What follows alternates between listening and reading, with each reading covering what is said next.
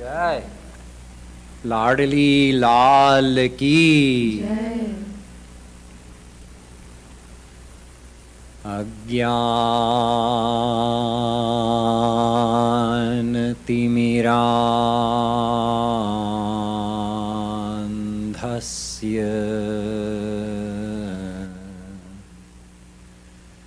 ज्ञानाञ्जन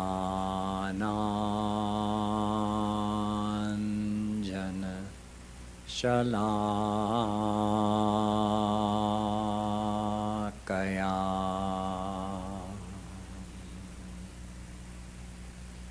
चक्षुरुन्मीलितं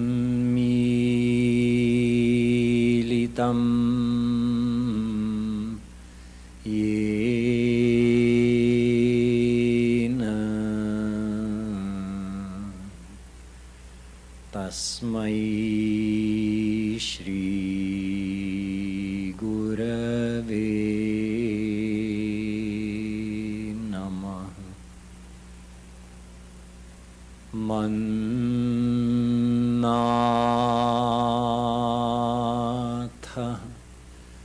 श्री जगन्नाथो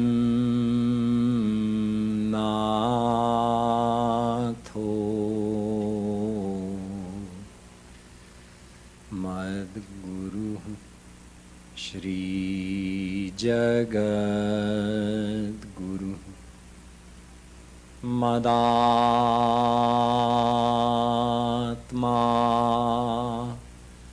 सर्वभूतात्मा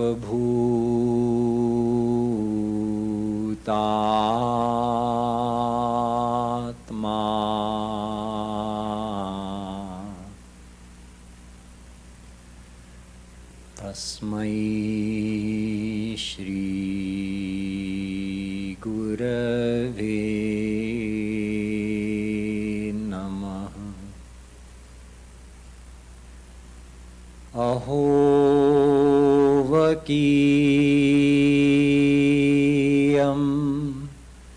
स्तनकालकूटम्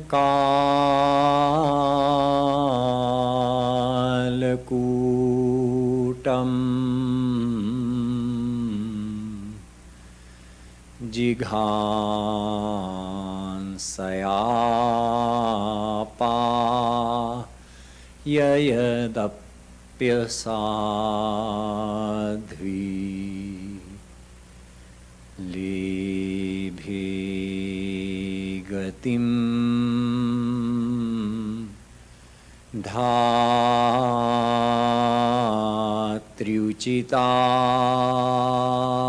ततोऽन्यम्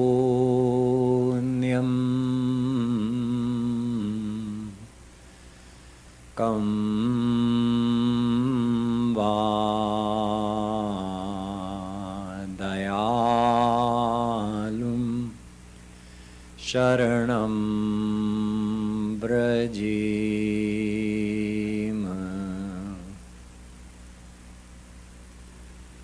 यो ब्रह्माणं विदधाति पूर्वम् यो वै वेदांश्च प्रहिणोति तस्मै तग्मंह देवमात्मबुद्धिप्रकाशं मुमुक्षुर्वै शरणमहं प्रपद्ये।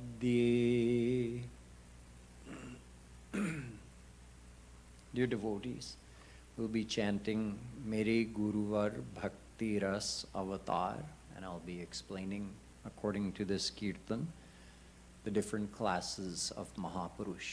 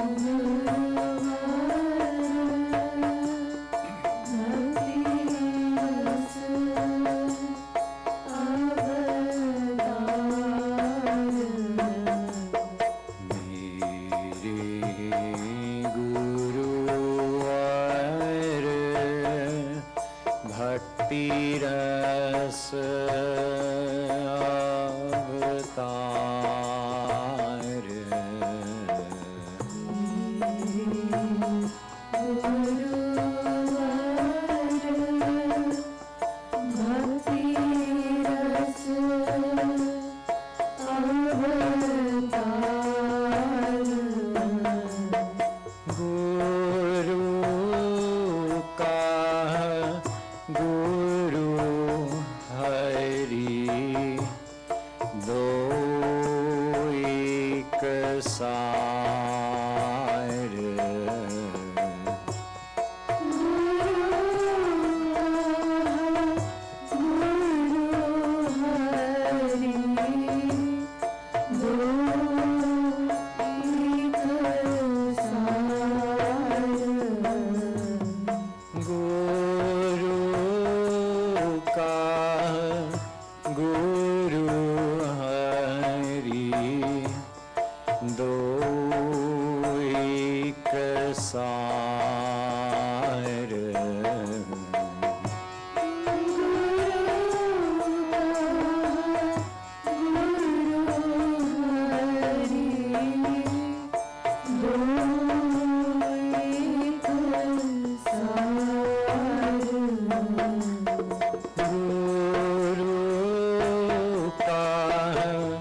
Guru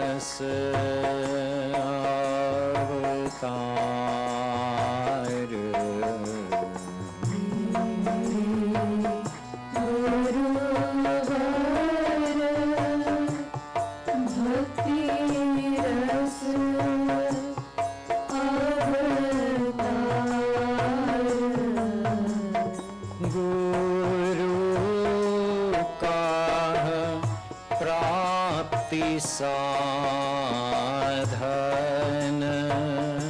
भक्ति सार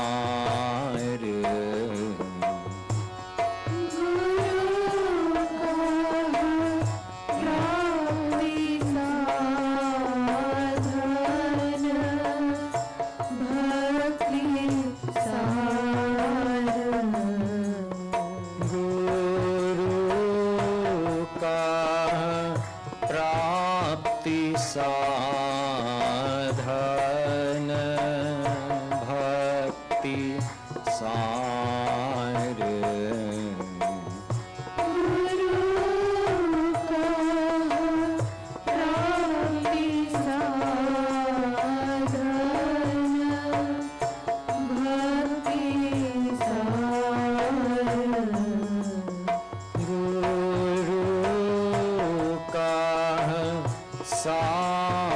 साधन भक्ति नौ प्रकार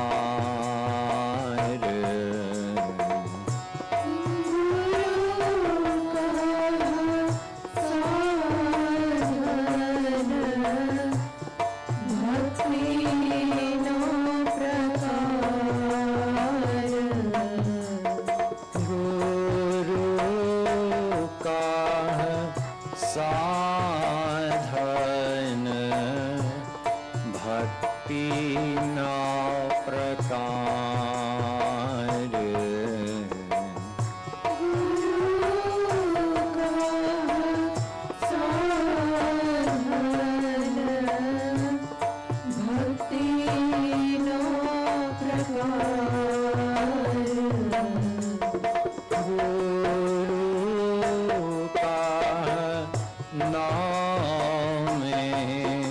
स्मरण भक्ति सार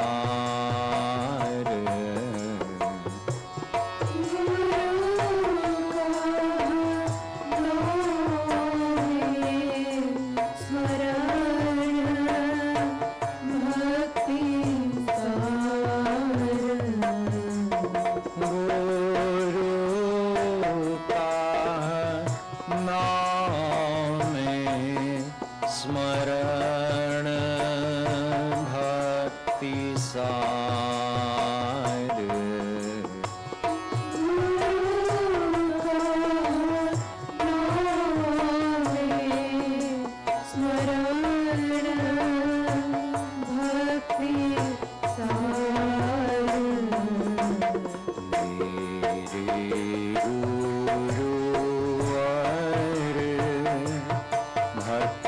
रस अवतार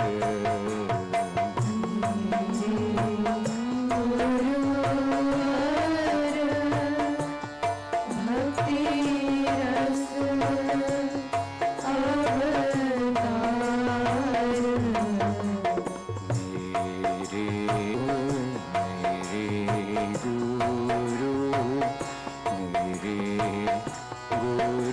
गुरुवर भक्ति रस अवतार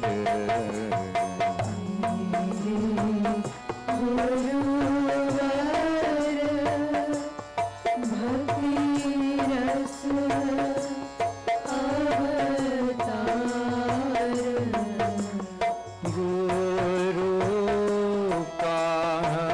भाव के चार प्रकार गुरु का भाव के भी चार प्रकार गुरु का भाव के भी चार प्रकार गुरु का भाव के भी चार प्रकार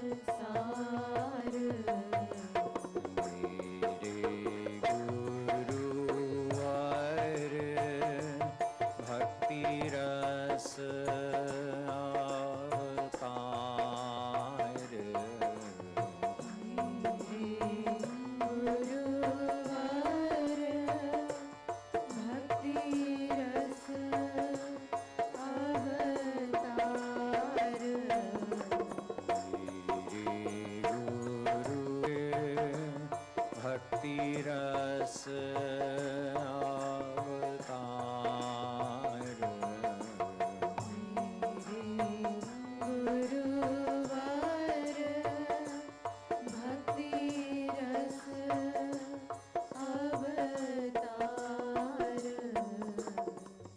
Bolo Shrimat, about the different bhav that one can have as a devotee when we worship Radha Krishna. This brings up an interesting topic of not only different ways to worship God, but different classes of saint according to their style of relation with God. So since we're celebrating Guru Poornima, if agree, what form of God should they worship? Why don't they all agree on the method of worship?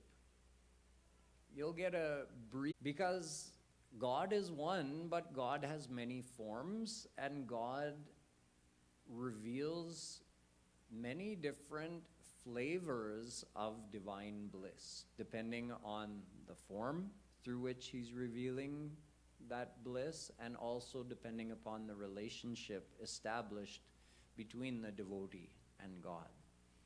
The first major division we're classifying, it means we have to categorize, we have to divide. Although remember, internally, all saints are one.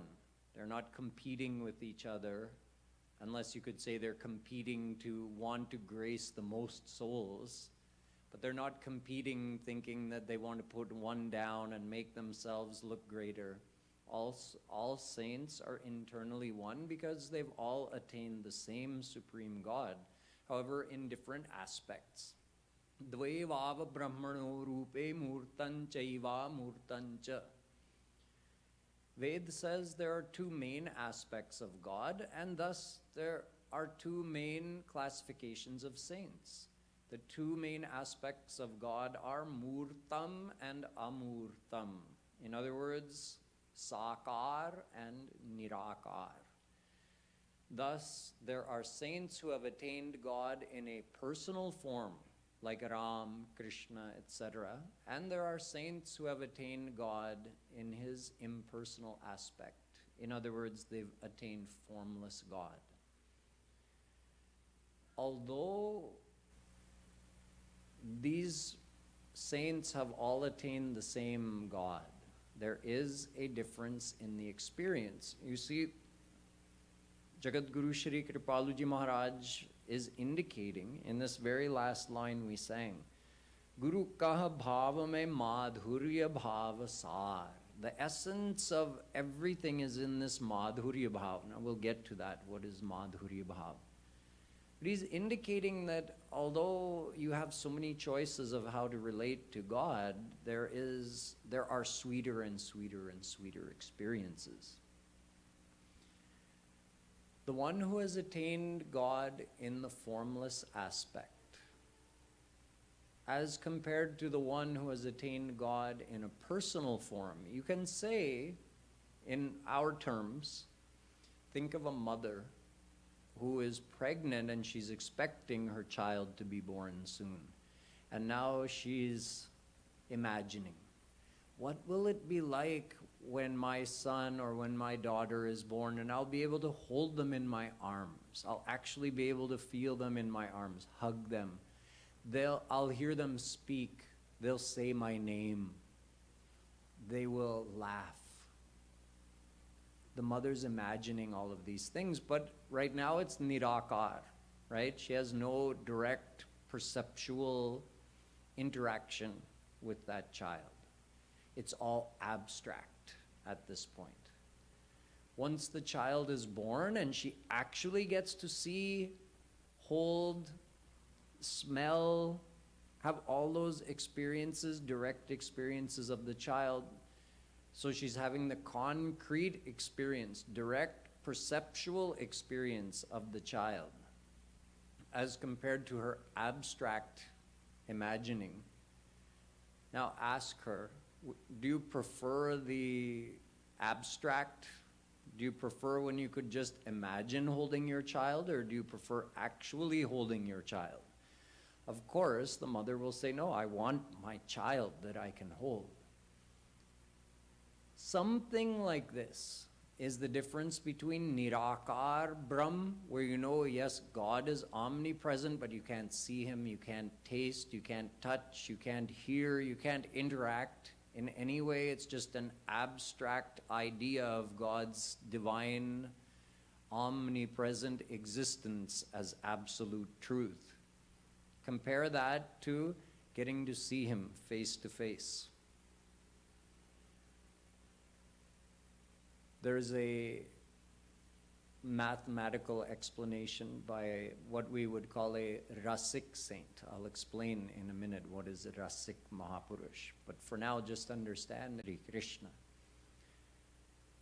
So this Rasik Mahapurush in Bhakti Rasamrit Sindhu, his name is Rupa Goswami. So in his Bhakti Rasamrit Sindhu book, he writes, Brahmanando bhavedesha chet parardha guni kritam naiti bhakti sukham bodhe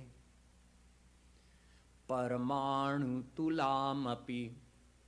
He says the bliss of, see, when a saint, and by the way, we call these Jnani saints. Jnani saints have attained formless God. The Jnani saint who has attained formless God is now enjoying unlimited. The saint who has attained God in a personal form enjoys Premanand, the bliss of bhakti. So Rupa Goswami says, if you take this Brahmanand and you multiply it by one parardh. Parardh is equal to 100 million billion. So take 1 billion and multiply it by 100 million, that's one parardh. 1 followed by 17 zeros. So take Brahmanand, the bliss of Brahmanand, multiply it by one parardh, and then take bhakti, the ras of bhakti, the bliss of the personal form of God, and take one paramanu, an infinitely small amount of that bliss of the personal form of God, tulamapi. You can't compare. That paramanu of the bliss of the personal form of God is still more exciting, more enticing, richer, sweeter than the bliss of formless God multiplied by one parardh. And yet both are the same God. Both are the exact same Krishna, in fact. Vadanti tat tattva vidas tattvam yajnana madvayam brahmeti paramatmeti bhagavaniti shabdyate. The Bhagavatam says Shri Krishna himself is himself, where he gives the personal interaction of divine love. Shri Krishna is also himself in a more serious way as Mahavishnu and other almighty forms of God. We would call Paramatma. The loving form we call Bhagwan, almighty form Paramatma, and the formless we call Brahm, Nirakar Brahm. It's all Krishna. And yet the bliss of experiencing Krishna in an abstract way, which we call Brahmanand, that is exceeded by millions and millions of times by the bliss of seeing Krishna in a personal form. In fact, never mind seeing. Atma Ramascha Munayo Nirgrantha Apyurukrame Kurvantya Hetukim Bhakti Mitham Bhuta Guno Hari. Shukdev Paramahansa was a Jnani Mahapurush, absorbed in Brahmalin Samadhi, completely absorbed in the bliss of formless God, this Brahmanand. So much so that he couldn't hear, taste, touch, see, he couldn't have any experience of the world around him. His senses were completely merged into this bliss of formless God. And yet, when one of the disciples of Veda Vyasji sang one shlok of the Bhagavatam describing one guna of Shri Krishna, his kindness, the bliss of Brahmanand in Shukdevji's mind was completely, you could say, his mind was asleep in that bliss of Brahmanand. He was having one kind of blissful experience, and all of a sudden within that, this one guna of Shri Krishna, his kindness, penetrated his Brahmaleen Samadhi, and a desire was born in his heart to know Krishna, to meet Krishna, to receive Krishna's sidelong glance. So in other words, before he even saw Krishna, his bliss of formless God was vanquished, deleted forever. Just like King Janak said, Inahi vilokat ati anuraga barbas brahma sukhahi man tyaga.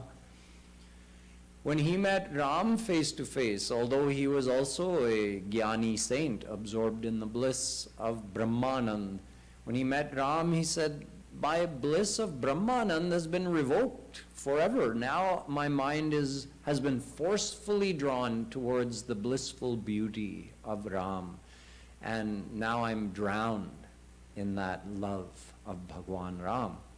So you see, even those who have attained formless God, when they get exposed to the gunas of Bhagwan, their mind is forcefully attracted. What to say of those who meet Bhagwan face to face? One very famous Jnani saint, a follower of Jagadguru Shankaracharya, was named Madhusudan Saraswati. He was also, God realized, completely absorbed in the bliss of formless God, and with the grace of a Rasik saint, he actually got to experience the personal bliss of Shri Krishna, the bliss of the personal form of God. And he exclaimed in a very exciting and humorous way. He was walking around Vrindavan, and he's announcing to his fellow Jnani brothers and sisters, beware, nobody come this way. Mayat pantha pathi bhimarathya digambara kopi tamal nila Vinyasthasto pinitamba bimbe dhuta samakarshati chitta vittam. He says, oh my Jnani brothers and sisters, if you wish to maintain your bliss of Brahmanand, don't come this way. There's a big danger over here. People are thinking, what's going on? Must be some episode, some criminal, something terrible happening. He says, no, there's a small boy, a 3-year-old boy standing on the road over here. His body is dark blue, and you know, in villages in India, small children sometimes, they don't wear clothes, right? So Krishna is there in India. He's only 3 years old. He doesn't have any reason to wear clothes at this point. So he's standing there on the road, and Madhusudan is describing, he's got this beautiful dark blue body, and he's standing with his hands on his hips in the middle of the path. So anybody who passes has to look into his eyes, and once you look into his eyes, then you're finished. Your bliss of Brahmanand is gone forever, because now you're drowned in the love of Shri Krishna. So if you want to stay drowned in your bliss of formless God, don't come this way. There's an unavoidable danger over here. One time, Sanakadik Parmahans had some kind of experience. They're also Brahmagyanis, and they travel wherever they want all over this planetary system. They're even known as avatar of Bhagwan. One time they went to Vaikuntha abode of Mahavishnu. And they also, before they even saw Mahavishnu, they had an experience. They entered and someone had offered a tulsi at the lotus feet of Mahavishnu. And the breeze was carrying the fragrance of that tulsi mixed with the fragrance of Mahavishnu's charan, and it entered their nostrils. And the moment it entered, their bliss of formless God was revoked, because formless God has no fragrance. Now imagine they're smelling the fragrance and their mind was absorbed in that bliss. And they came to Mahavishnu and they said, Kamam bhava svavrijinair nirayeshuna syat cheto livad yadinute padayoramet vachaschanash tulasi vadyadite nghrishobha puryetate guna gunair yadi karnarandhra. They asked for a boon. They said, up till now we've only experienced your formless bliss. Now we never want to be without the bliss of your personal form. And we're willing to be born anywhere. They said, give us birth in Narak. You may send us to hell if you want. As long as guna gunair yadi karnarandhra, as long as we get to hear your guna being recited, chanted, talked about, and the vision of your lotus feet never leaves our mind, you can make us be born anywhere, even in Narak. So you're getting the idea that although all saints are internally one, their experiences, their internal experiences differ. So we've talked about the first two classifications. Formless God, those who've attained formless God, they're called Jnani saints, and those who have attained the personal form of God in general are called Bhakt saints. On this side, the category of Bhakt saint, we can break it down further. Remember I said we have the loving form of God in a personal form, the almighty form of God in a personal form, and then we have formless. So we've discussed formless. Among Bhakt saints, now the next categorization is, have they attained God in an almighty form or a loving form? Have they attained Paramatma or Bhagavan? The loving form means Ram and Krishna.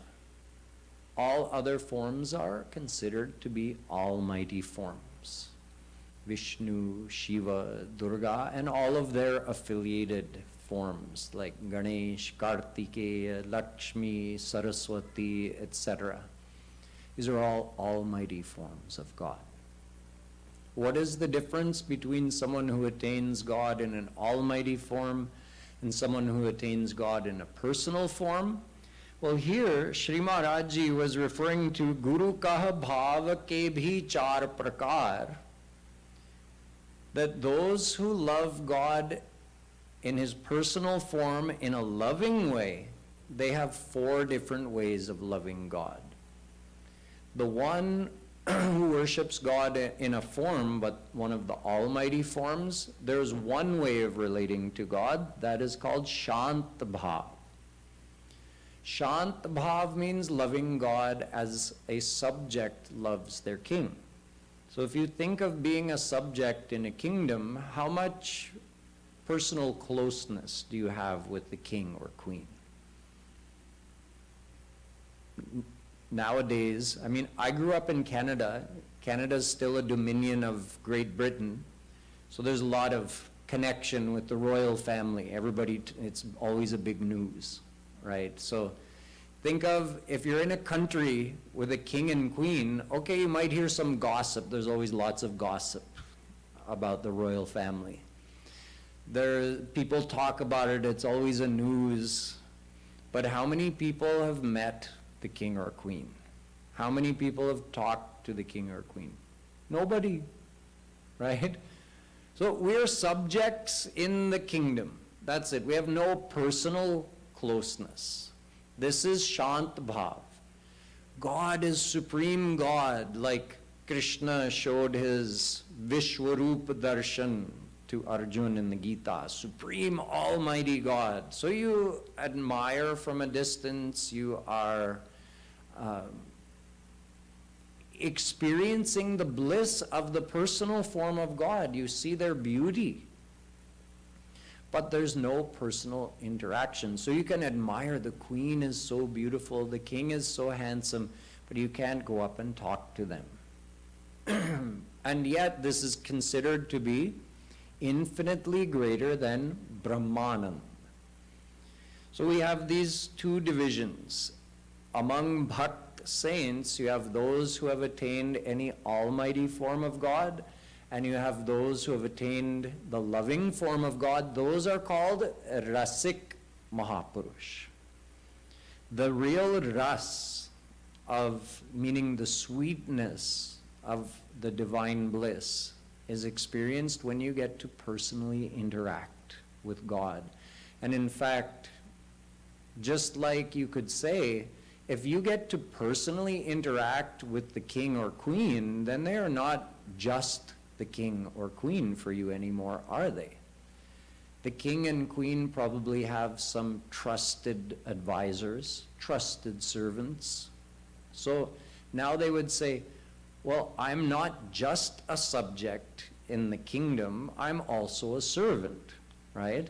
I'm not just a subject in the kingdom, I am the king's best friend. So status-wise, you're still considered a subject, but you're not only a subject. You get to be much closer. So the Rasik saints, they get to experience this ras, the real ras of being closer to God. Thus, now Rasik saints are also subdivided into 4 classes. So far we had those who attained formless God, Jnani saints, those who attained the personal form of God, Bhakt saints. Then we divided Bhakt saints into those Bhakt saints who have attained Almighty God and those Bhakt saints who have attained the loving form of God, meaning Ram or Krishna. Now, they are called Rasik saints. Now, Rasik saints are subdivided into 4 main categories based on the bhav that Sri Maharaj Ji was referring to. There is Dasya bhav, which I was just describing, where you love God as you're the personal servant. There is Sakhya bhav, where you are a personal friend, or in fact, their best friend. That feeling of friendship obviously brings you much closer than the feeling of servitude. So the servant is close, but the friend is closer. Closer than the friend is the parent, Vatsalya bhav.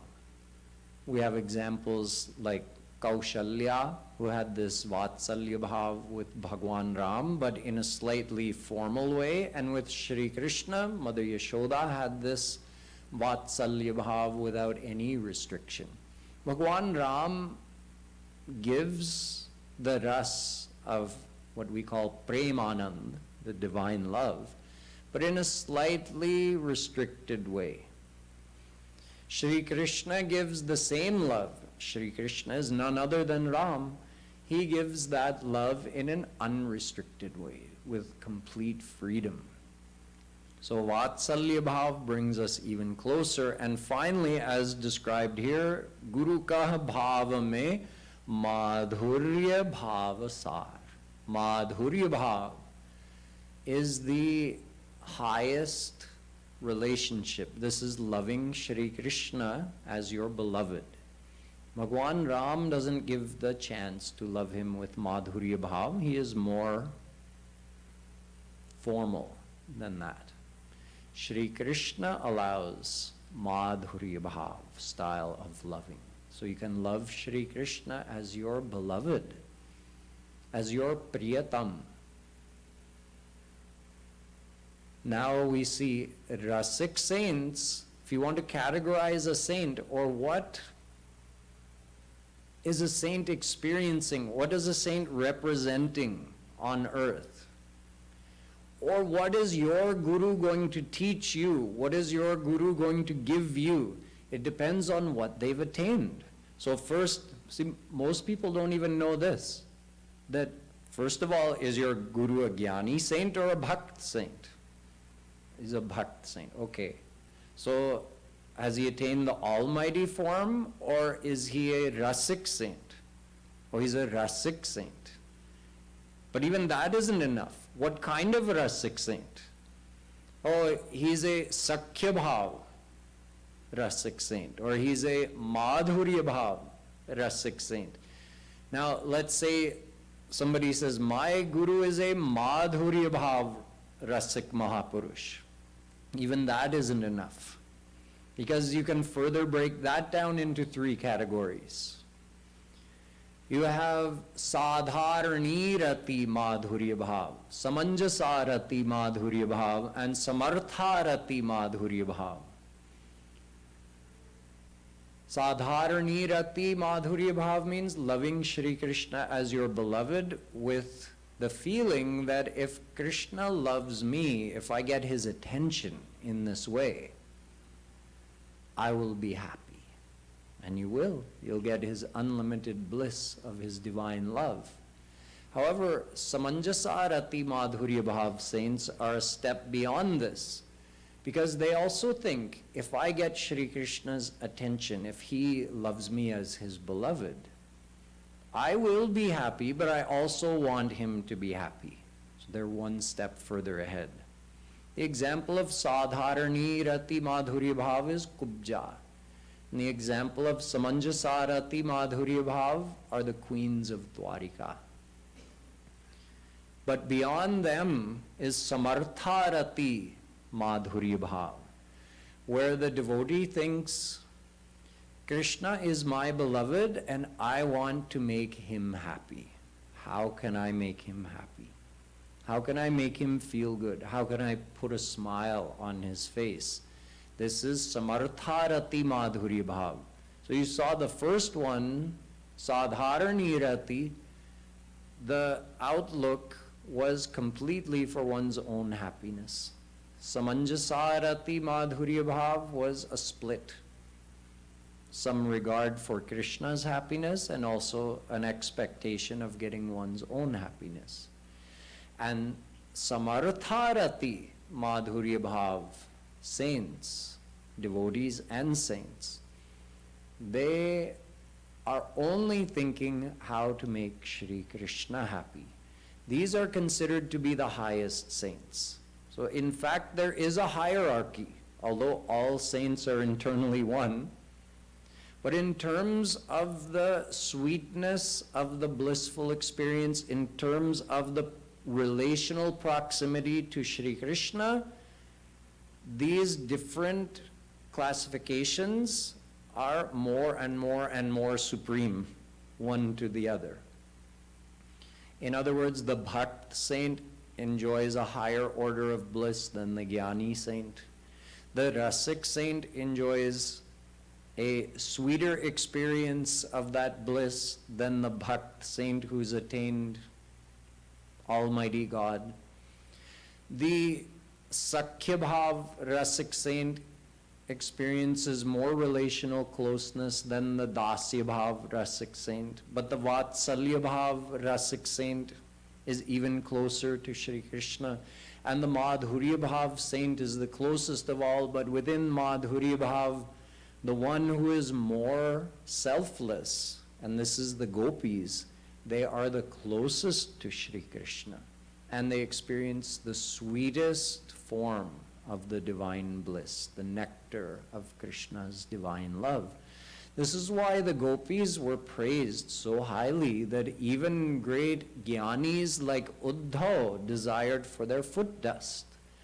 Asamaho charanarenu jushamahansyam vrindavane kimapi gulmalataushadhinam yadustyajan svajanamarya pathancha hitva Bhejurmukunda padavim shruti bhirvimrigyam. Bhagavatam.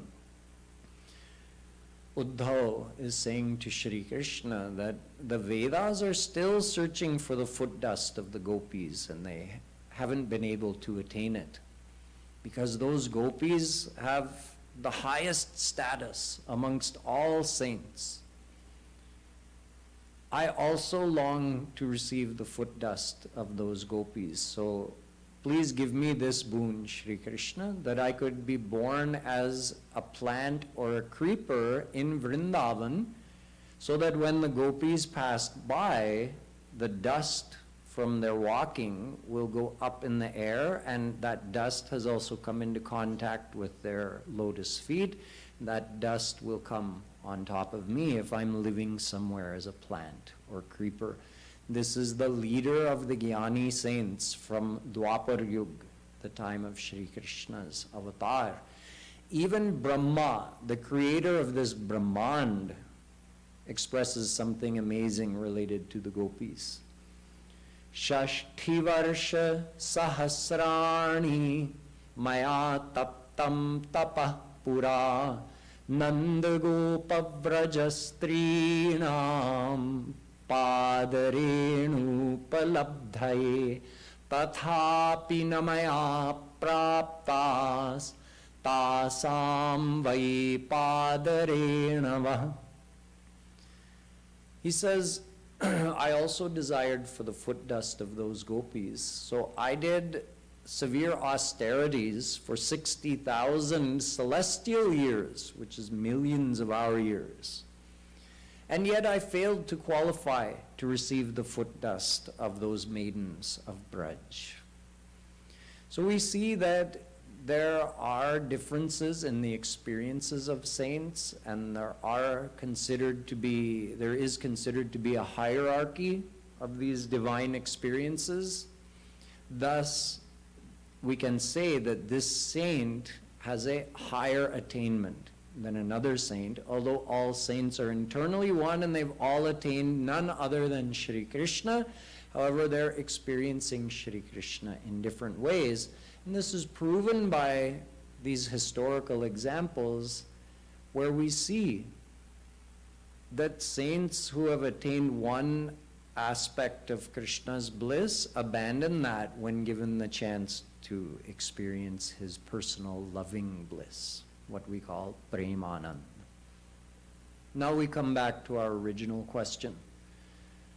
Why do saints teach worship to different forms of God and different ways of worship?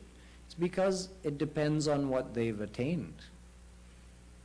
These are all infinite experiences of divine bliss, and any saint on the earth represents that flavor of bliss that they have attained, and they are going to teach their followers to follow the path to attain that thing that they've attained, and they're going to grace their followers with that same experience of devotional experiences, as well as ultimately when their heart is fully purified with the divine experience. This is why throughout history there have been saints who taught about devotion to Vishnu, devotion to Ram, devotion to Krishna, devotion to Radha Krishna, devotion to formless God. We have had all such saints in our history, and they are all perfectly coordinated. There's no debate or argument amongst them. They're all representing the form of bliss that they have attained in this world. Then amongst them, of course, we have differences, like although all saints are all-knowing, because they've attained God, and once you attain God, you have the complete knowledge of all the scriptures. However, many saints remained illiterate or almost illiterate in their behavior in the world. Some saints were highly educated Sanskrit scholars who wrote great books. We call them acharyas. Some established missions and propounded their philosophy to such great extent that they became known as Jagadgurus because they were accepted unanimously by all the scholars and saints of India. So we call them Jagadgurus. We have various classifications of saints according to what type of bliss they've attained, to what degree they're manifesting their level of learning in the world. The ones who manifested the highest level of erudition became known as Jagadgurus, like our Jagadguru Shree Kripalu Ji Maharaj. However, all these saints are divine. They've all attained the same God. And they're all working towards the same goal of bringing the souls to attain God. And we also have these choices, depending upon what attracts us. Someone may think, well, Sakhya Bhav attracts me more. So you can follow a Sakhya Bhav Mahapurush. Someone may say devotion to the almighty form of God, any almighty form attracts me more. So you can follow a saint who teaches devotion to an almighty form. In this way, we have different choices. One last thing we can keep in mind about the differences between saints. If we become a saint, if we practice devotion under the guidance of a true God-realized Mahapurush, and we fully purify our heart and we become God-realized, we will become a Sadhan Siddh Mahapurush of that class, same class as our Guru. So let's say you followed a Vatsalya Bhav Rasik saint. So you will also become a Rasik Mahapurush of the Vatsalya Bhav status. And you'll also help other souls to try to attain God. But you're a Sadhana Siddh Mahapurush. You are an ordinary soul under Maya. Now you became God-realized. However, there are also Nitya Siddh Mahapurush who descend on earth with the will of God. They were eternally in the divine abode, enjoying the divine bliss of God. And they are also categorized according to their type of blissful experience. God sends them on earth to help the ordinary souls to become God-realized. They are called Nitya Siddh Mahapurush. We are, or we will become, when we become God-realized, Sadhana Siddh Mahapurush. Even amongst the Nitya Siddh Mahapurush, there could be souls who belong to Jeev Shakti. This is getting a little more technical. I'm not going to go into detail here. There are souls, they are Ansh of Jeev Shakti, and they are Nitya Siddh Mahapurush. In other words, they are Vibhinnansh of Shri Krishna. He can send those types of Nitya Siddh Mahapurush on earth. Or there are also his Swansh. See, just like Jagadguru Shankaracharya was Swansh of Shri Krishna. In other words, he was a form of Shri Krishna. He was the form of God Shiva who came on earth as Jagadguru. Other Jagadgurus, Nimbarkacharya, Ramanujacharya, Madhvacharya, they were also Swansh of Shri Krishna. One was Sheshnag, Balramji. One was Hanumanji. One was Sudarshan Chakra. So you can have saints of that status who come with the will of Shri Krishna on earth to grace the souls.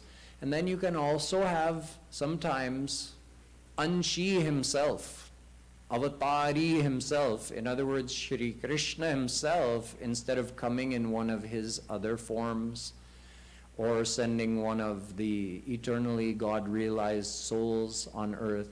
Sometimes he personally comes in his ultimate divine love power in the guise of a guru, just like Chaitanya Mahaprabhuji.